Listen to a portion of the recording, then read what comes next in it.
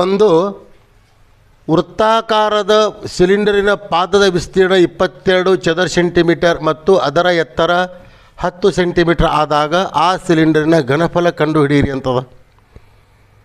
Cylinder ಅಂದರೆ ಎಂಥದ್ದು? ಈ ಥರನಾಗಿ ಸಿಲಿಂಡರ್.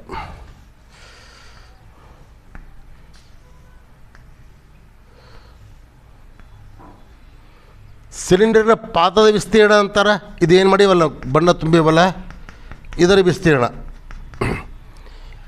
ಎಷ್ಟದ? ಇದ್ರ ವಿಸ್ತೀರ್ಣ ಎಷ್ಟದ? 22 ಚದರ ಸೆಂಟಿಮೀಟರ್ ಅದು. ಮತ್ತೇನದ?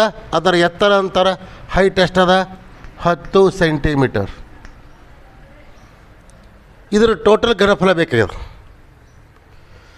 ಹಾಂ, ಘನಫಲ ಸಿಲಿಂಡರ್ ಘನಫಲ ಏನೇನು ಕೊಟ್ಟಾರು? ಪಾದದ ವಿಸ್ತೀರ್ಣ ಅಂತಾರೆ. ಯಾವ ಆಕಾರದಲ್ಲಿದೆ ಇದು? ಬಾಟಮ್ ಯಾವ ಆಕಾರದಲ್ಲಿ ಅದ? ಹಾಂ, ವೃತ್ತಾಕಾರದಲ್ಲಿ ಅದ. ಅಂದ್ರೆ πr² ರೂಪದಲ್ಲಿ ಅದ. ಅಂದ್ರೆ ವೃತ್ತ ಅದು. ಇದು ವೃತ್ತದ ವಿಸ್ತೀರ್ಣ ಎಷ್ಟು?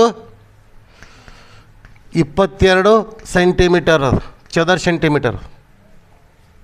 ಅಂದರೆ ಎತ್ತರ ಎಷ್ಟದಿಲ್ಲಿ? ಎತ್ತರ ಅಂದ್ರೆ ಹೈಟ್ ಅಂದರೆ ಎಷ್ಟು? 10 ಸೆಂಟಿಮೀಟರ್ ಅದು. ಅವರು ಘನಫಲವನ್ನು ಕೇಳ್ಯಾರ.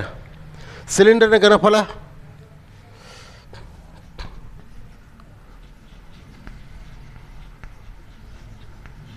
ಸಿಲಿಂಡರಿನ ಘನಫಲ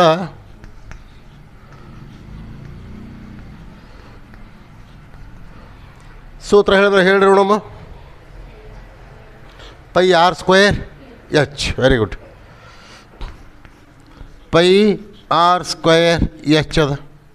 ಈ πr² ಬೆಲೆನ ಕ್ಲಿಯರ್ ಗೊತ್ತದ. πr² ಅಂದರೆ ಇಷ್ಟು, ಅಷ್ಟು ಬೆಲೆ ಎಷ್ಟದ? 22 ಸೆಂಟಿಮೀಟರ್ ಸ್ಕ್ವೇರ್ ಅದ. ಇಂಟು ಎಚ್ ಎಷ್ಟದ? 10 ಸೆಂಟಿಮೀಟರ್ ಅದ. ಈಕ್ವಲ್ ಟು 22 ಬಂದಲಿ 22 0 ಸೆಂಟಿಮೀಟರ್.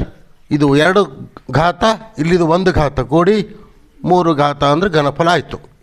220 ಘನ ಸೆಂಟಿಮೀಟರ್ ಅಂತ ಹೇಳ್ಬೇಕು. That's all.